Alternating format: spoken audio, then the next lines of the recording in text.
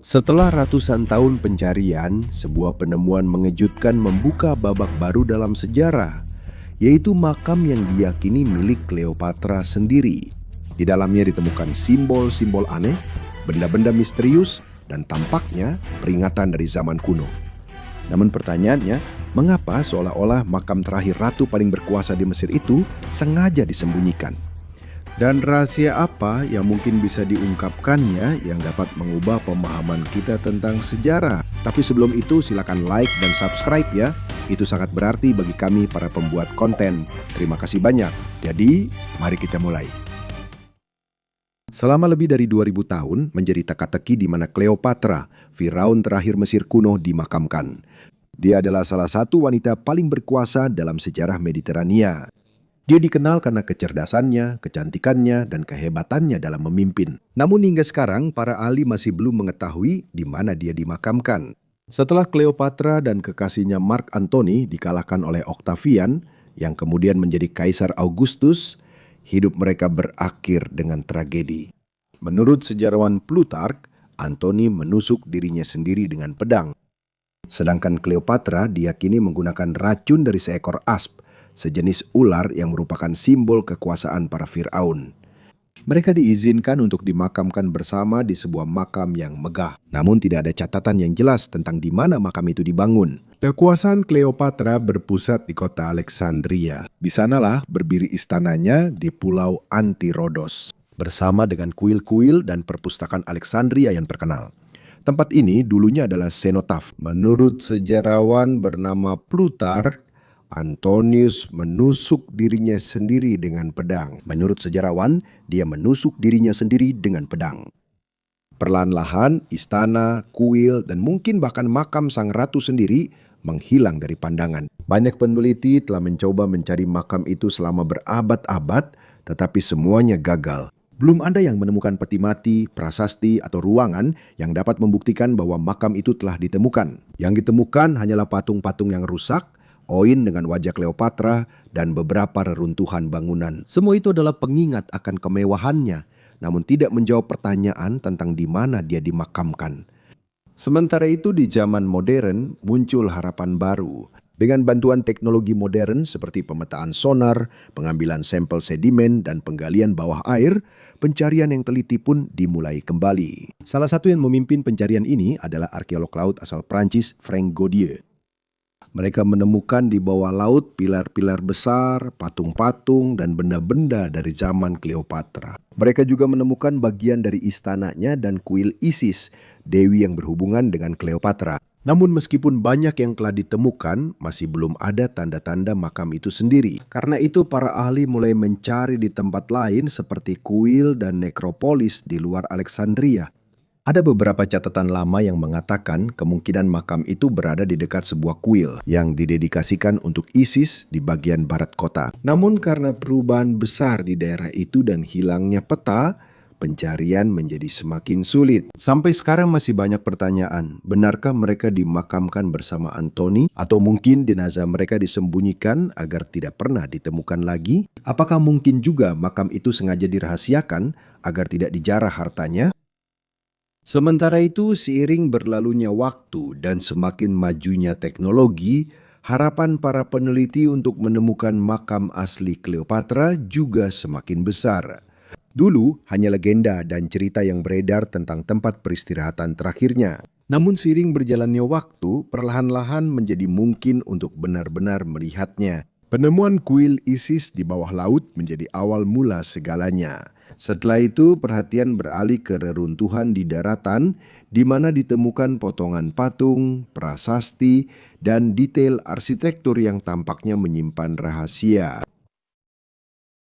Salah satu yang menjadi fokus penelitian adalah Taposiris Magna, yang juga dikenal sebagai makam besar Osiris. Dari namanya saja, sudah terasa beratnya misteri itu. Tempat ini terletak sekitar 45 km dari Alexandria. Tempat ini dibangun pada masa Ptolemy II Philadelphus, seorang pemimpin yang dikenal karena memadukan tradisi Yunani dan Mesir. Seluruh kuil ini dipersembahkan untuk Osiris, dewa kehidupan setelah kematian. Namun selama bertahun-tahun, sebagian besar ilmuwan percaya bahwa Taposiris Magna hanyalah tempat ritual dan pemujaan, bukan makam bagi ratu atau raja. Menurut tradisi kuno Mesir, para Firaun dimakamkan di piramida besar atau di lembah para raja. Kuil-kuil diperuntukkan bagi upacara dan doa, sehingga jarang dijadikan tempat peristirahatan terakhir. Karena itu, Taposiris Magna dulu tidak dimasukkan dalam pencarian serius terhadap Cleopatra. Namun ada seorang arkeolog wanita yang tidak setuju dengan pandangan ini. Namanya adalah Dr. Kathleen Martinez dari Republik Dominika. Menurutnya, ada makna besar dalam hubungan antara Dewi Isis dan Cleopatra. Isis adalah simbol kebangkitan dan kekuatan. Sementara itu, Cleopatra selalu menggambarkan dirinya sebagai simbol hidup dari Isis. Dalam cerita-cerita lama, setelah Set membunuh saudaranya Osiris, Isis menyembunyikan jasadnya. Jasadnya disembunyikan di sebuah makam rahasia agar bisa kembali ke alam baka. Jika berdasarkan hal ini, mungkin Cleopatra memilih untuk dimakamkan di sana untuk menunjukkan kedekatannya dengan Isis. Terkait hal ini, pada tahun 2005, Dr. Martinez mulai melakukan penggalian mendalam di Taposiris Magna. Selama bertahun-tahun, mereka menemukan lorong-lorong dan terowongan di bawah kuil tersebut. Di lorong-lorong itu, mereka menemukan beberapa makam, patung-patung para pemimpin dari periode Ptolemaik, dan banyak koin yang bergambar wajah Cleopatra. Bagi Martinez, jelas ada hubungan antara tempat ini dengan Ratu terakhir Mesir. Namun hingga sekarang, makam sang ratu sendiri belum juga ditemukan. Kuil ini telah mengalami banyak bencana seperti penyerangan, gempa bumi, dan perlahan-lahan ini adalah kerusakan akibat alam. Bahkan ada legenda dari penduduk setempat yang mengatakan bahwa ada kutukan atau pelindungan suci di tempat ini. Seolah-olah waktu dan sejarah benar-benar menjaga salah satu rahasia dunia yang paling tersembunyi. Meskipun begitu, pencarian tetap berlanjut. Karena jika makam Cleopatra ditemukan, itu akan menjadi salah satu penemuan terpenting dalam sejarah. Terkait hal itu, pada tahun 2022, pencarian makam Cleopatra mencapai tahap yang lebih penting. Ini dipimpin oleh Dr. Kathleen Martinez. Mereka menggunakan teknologi modern seperti radar penembus tanah dan pencitraan seismik 3 dimensi. Dengan bantuan ini, mereka menemukan sebuah struktur yang unik di bawah tanah, sebuah terowongan yang dipahat langsung di batuan. Panjangnya hampir 1.300 meter atau lebih dari 4.200 kaki. Para ahli sekali lagi sangat kagum dengan ukuran dan kehebatan pembuatannya. Menurut para insinyur, desain terowongan ini mirip dengan akuaduk Yunani kuno yang dulu digunakan untuk membawa air ke tempat-tempat yang jauh. Namun jelas bahwa terowongan ini tidak hanya untuk air saja. Berdasarkan waktu pembuatannya, kemungkinan terowongan ini adalah bagian dari tempat suci yang dibangun untuk menyembunyikan atau melindungi sesuatu yang sangat berharga. Saat penyelidikan mereka semakin dalam, mereka menyadari bahwa beberapa bagian terowongan tergenang air dari bawah tanah. Dinding-dindingnya memiliki retakan yang merupakan tanda dari gempa bumi dan pergerakan tanah yang telah terjadi selama waktu yang lama. Setiap langkah membawa risiko runtuhnya terowongan. Namun meskipun ada bahaya, para arkeolog tetap melanjutkan karena keinginan mereka yang kuat untuk menemukan apa yang tersembunyi di bawah tanah. Di ujung terowongan, mereka menemukan sebuah ruangan yang tertutup. Pintu masuknya terdapat batu-batu yang tampak seperti terbakar, seolah-olah pernah terjadi api besar atau ledakan di dalamnya. Tiba-tiba, suasana di sekitar berubah. Udara menjadi berat, hampir tidak bergerak. Peralatan mereka tiba-tiba bermasalah, dan bahkan lampu-lampu tampak meredup. Karena bahaya, mereka terpaksa menghentikan upaya masuk untuk sementara dan harus mencari cara yang lebih aman untuk melihat ke dalam ruangan. Ada yang percaya bahwa ini mungkin adalah tempat peristirahatan terakhir Cleopatra dan Mark Antony. Jika ini benar, ini akan menjadi penemuan yang sangat besar dalam sejarah Mesir. May ilan ding naniniwala na Ini adalah makam suci untuk Osiris. Hingga saat ini, isi ruangan tersebut masih menjadi misteri. Namun setiap penemuan yang menambah pengetahuan semakin mendekatkan kita pada jawaban. Sementara itu, semakin dalam penggalian dilakukan, semakin besar juga tekanan dari berbagai pihak. Tekanan itu tidak hanya datang dari para ahli, tetapi juga dari media dan pejabat lokal. Semua orang merasa bahwa kuil orang mati yang terlupakan sudah hampir mengungkap rahasia yang telah lama disembunyikannya. Dan apapun yang mereka temukan, itu bisa mengejutkan seluruh dunia. Di tengah penggalian, para arkeolog menemukan apa yang mereka sebut sebagai koridor Osiris. sebuah lorong panjang di bawah tanah. Koridor itu perlahan-lahan muncul saat mereka dengan hati-hati membersihkan debu. Dinding-dindingnya dipenuhi dengan ukiran yang berulang kali menyebut nama Osiris. Lorong itu berbau getah dan dupa, jejak-jejak ritual kuno yang dilakukan ribuan tahun yang lalu. Di dalamnya terdapat ruang pemakaman yang sebagian besar masih utuh. Mumi-mumi itu dibungkus dengan 7 lapis kain dan dilapisi daun emas tipis yang berkilauan bahkan di bawah cahaya redup.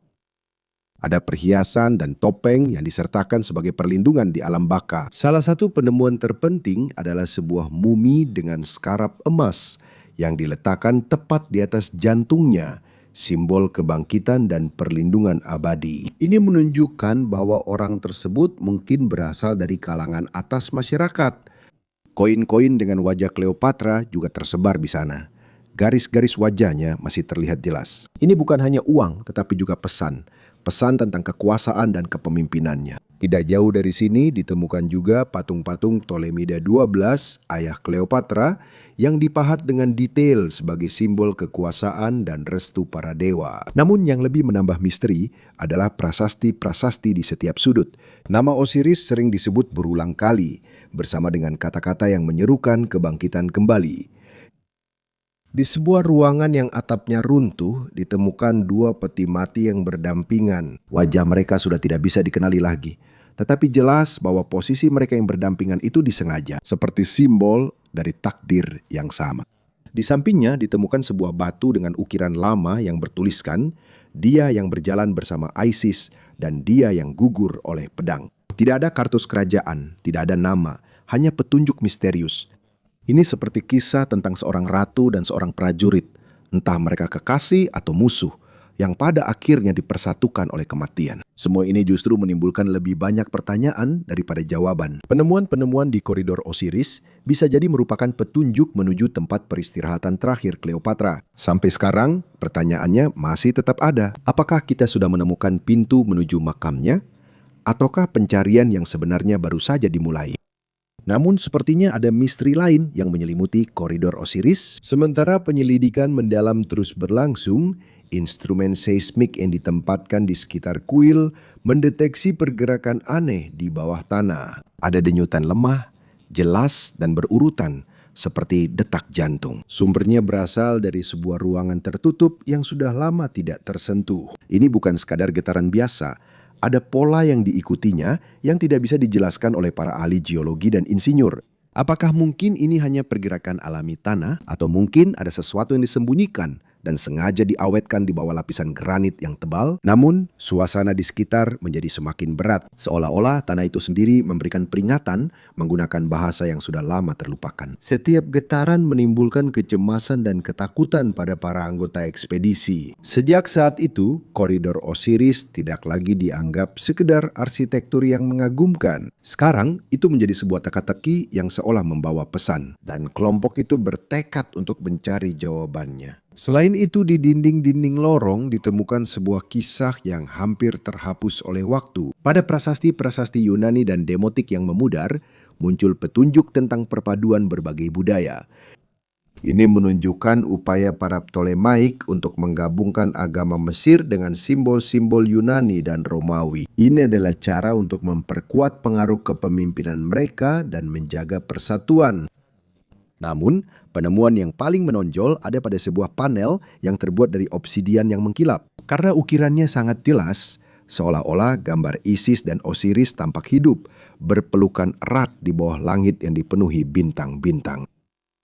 Di sini digambarkan apa yang disebut sebagai padang ilalang, surga tempat jiwa menemukan kedamaian setelah kematian.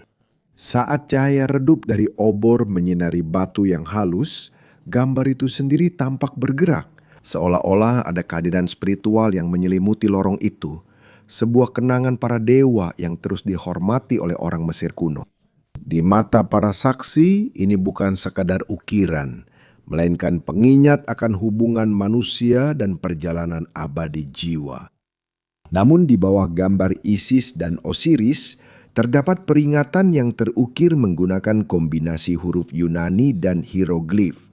Tertulis di sana, jangan ganggu pasangan kekasih yang tidur lelap, karena kebersamaan mereka menjaga keseimbangan. Sekilas ini tampak seperti sebuah puisi saja, tapi jika dipikirkan, jelas ini juga merupakan sebuah peringatan. Ini mengatakan bahwa mereka yang berbaring di dalam makam itu bukanlah orang biasa. Ini mengatakan bahwa para penjaga ketertiban dan persatuan, merekalah yang berada di antara kehidupan dan kematian. Sementara itu, para ahli membahas makna dari hal ini. Bagi sebagian orang, ini mungkin merupakan permohonan dari para imam agar generasi mendatang menghormati mereka yang telah meninggal. Sementara bagi yang lain, ini adalah peringatan serius terhadap para pencuri makam atau siapapun yang berani masuk. Peringatan seperti ini umum ditemukan dalam tulisan kuno yang bertujuan melindungi orang mati dari penodaan. Selain itu, saat penggalian terus berlangsung, para arkeolog menemukan sebuah tablet emas kecil di dekat pintu masuk. Tepi-tepinya meleleh dan tampak seperti terkena panas atau api yang sangat kuat. Hal ini mungkin disebabkan oleh ledakan kuno atau kekuatan gunung berapi yang terjadi ribuan tahun yang lalu. Namun meskipun sudah rusak, nama-nama yang terukir masih terlihat jelas, Cleopatra Thea Philopator dan Marcus Antonius. Tidak seperti hieroglif Mesir pada umumnya, nama-nama ini ditulis dalam bahasa Latin dan Yunani Koine, bahasa-bahasa Kekaisaran Romawi. Ini menunjukkan bahwa makam ini tidak hanya dibuat pada periode Ptolemaic, tetapi mungkin juga diselesaikan atau disucikan pada masa Romawi.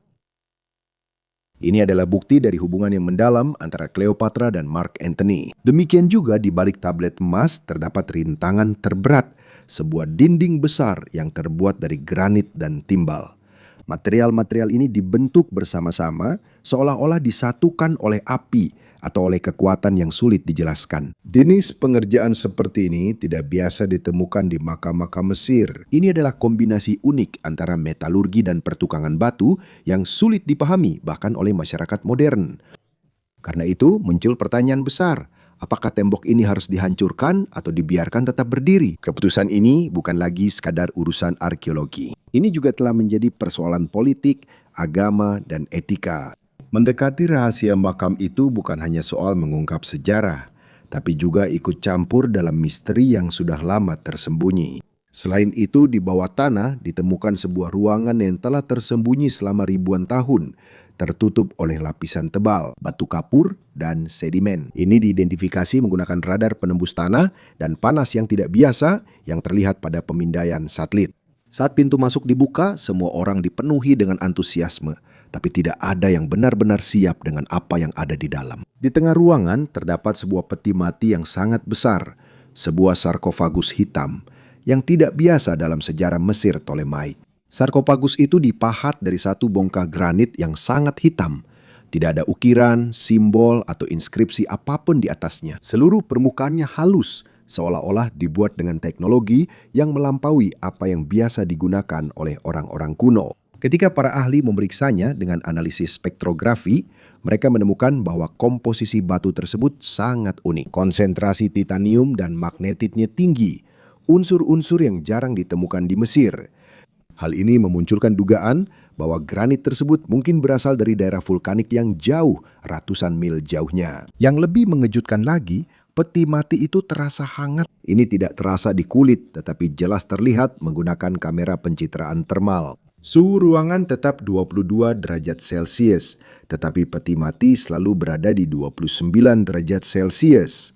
Panas yang konsisten ini tidak dapat dijelaskan dengan cara yang normal. Saat memeriksa udara di dalam ruangan, ditemukan tingkat uap merkuri yang tinggi, lebih tinggi daripada yang biasanya ditemukan di situs arkeologi. Sejak dulu, merkuri sudah digunakan sebagai pengawet dan dalam ritual, tetapi jarang ditemukan dalam jumlah sebanyak ini. Ada juga jejak arsenik dan sinabar atau bahan-bahan yang berhubungan dengan alkimia kuno dan pembalseman. Ini mengisyaratkan bahwa mungkin ada metode ritual pelestarian yang belum ditemukan oleh Egyptologi modern. Bahkan tanah di sekitar ruang itu juga unik.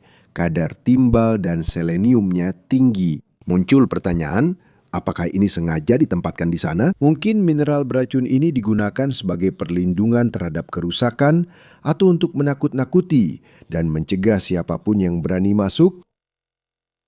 Di dalam peti mati ditemukan 2 jenazah yang dibungkus dan tetap utuh meskipun sudah sangat lama berlalu. Menurut para antropolog, salah satunya adalah seorang wanita dengan ciri-ciri Yunani Mesir yang jelas. Bentuk tengkoraknya terlihat berbeda karena memang sengaja dipanjangkan. Ini adalah tradisi para wanita dari kalangan atas pada masa dinasti Ptolemaik. Ketika dilakukan penanggalan radiokarbon, hasilnya menunjukkan bahwa dia meninggal tepat pada waktu itu. Tahun 30 sebelum Masehi, tahun yang sama ketika Cleopatra dilaporkan meninggal. Mayat kedua adalah seorang pria yang tinggi dan berotot. Penampilannya memiliki ciri khas Romawi yang jelas, rahang lebar, hidung mancung, dan usianya saat meninggal sama dengan wanita tersebut. Di antara tubuh mereka ditemukan sebuah silinder perunggu. Benda ini dilapisi karat dan mineral unik yang biasanya ditemukan di dekat gunung berapi di pesisir Italia Selatan. Meskipun sudah tua, bentuknya tetap utuh. Benda ini tertutup rapat, tanpa engsel atau cara apapun untuk membukanya. Saat diperiksa dengan sinar X, muncul bayangan aneh di dalamnya, seperti bahan organik yang perlahan-lahan bergerak seiring berjalannya waktu. Karena apa yang ditemukan, benda itu segera dibawa ke sebuah laboratorium di Kairo. Pemeriksaan menggunakan MRI dan pemindaian neutron.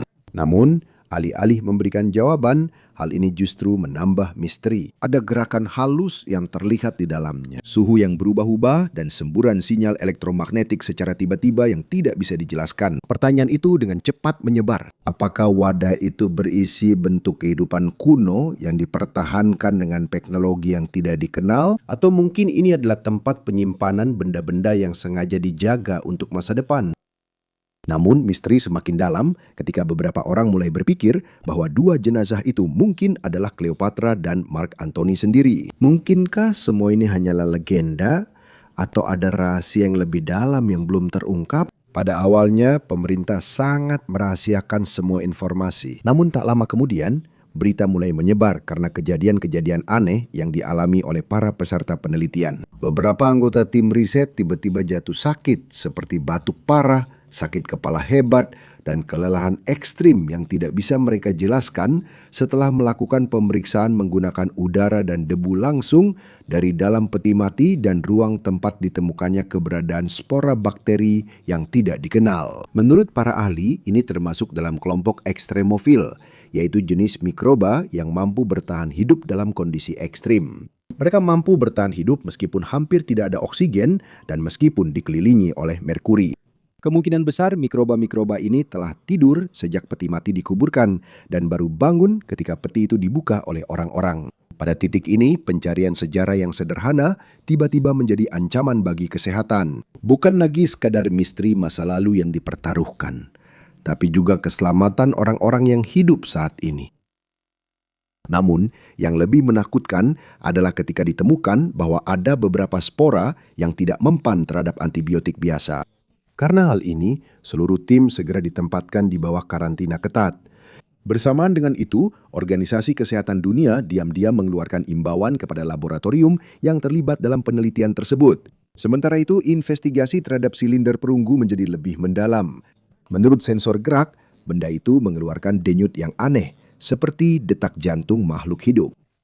Ini tidak cocok dengan alat mekanis apapun atau reaksi kimia sederhana. Beberapa ilmuwan mengatakan bahwa benda itu mungkin mengandung jaringan atau mikroba yang tetap hidup melalui metode pelestarian khusus. Diduga benda itu menggunakan merkuri dan sinabar sebagai penangkal alami terhadap mikroba. Karena hal itu, pemerintah Mesir segera memberlakukan lockdown di lokasi penggalian tersebut.